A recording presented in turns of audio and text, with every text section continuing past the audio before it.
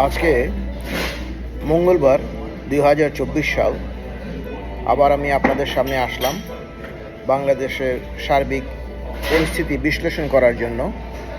বিশেষ করে বর্তমানে বাংলাদেশে যে পরিস্থিতি বিরাজ করছে তা খুবই চিন্তার বিষয়, কারণ দেশ একটা ট্রানজিশনের মধ্যে দিয়ে যাচ্ছে। এই ট্রানজিশনটা খুব একটা স্বাভাবিক এমন সহজ ব্যাপার নয়। যদি আমাদের তত্ত্বাবধায়ক সরকার সর্বাত্মকভাবে চেষ্টা করছেন দেশের স্বাভাবিক পরিস্থিতি ফিরিয়ে আনবার জন্য, তারপরেও আমি দেশবাসীকে আহ্বান করব, বিশেষ করে ছাত্র সম্প্রদায়কে আমি আহ্বান করব শান্তি এবং স্থিতিশীলতা বজায় রাখার জন্য আমাদের সরকারকে সর্বাত্মক সহযোগিতা প্রদান করেন।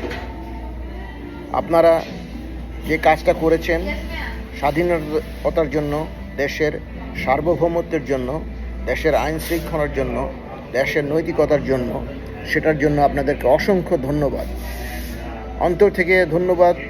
আমি বলবো আপনারা জীবন দিয়েছেন, আপনারা রক্ত দিয়েছেন, দেশের স্বাধীনতা আবারকে পুনরুদ্ধার করেছেন। কিন্তু এই মুহূর্তে আপনাদের শান্তি শৃঙ্খলা এবং বজায় রাখা খুবই প্রয়োজনীয়। মানুষের জীবনে দুইটা জিনিস খুবই প্রয়োজন, সেটা হচ্ছে পরাজয়কে সুন্দরভাবে মেনে নেওয়া এবং বিজয়কে শৃঙ্খলা আর নৈতিকতা দিয়ে উপভোগ করা। আমরা বিজয় পেয়েছি, এখন আমাদের শৃঙ্খলা নৈতিকতা দিয়ে আমাদের সেই বিজয়কে সমুন্নত রাখতে হবে। আমি সবাইকে আহ্বান করব, আসুন সবাই শৃঙ্খলাবদ্ধ হয়ে, একতাবদ্ধ হয়ে আমাদের দেশকে আমরা পুনর্গঠন করি। দেশের অনেক ক্ষতি হয়ে গেছে, যেটা আমাদের 50 বছর লাগবে সেই ক্ষতিকে পূরণ করার জন্য।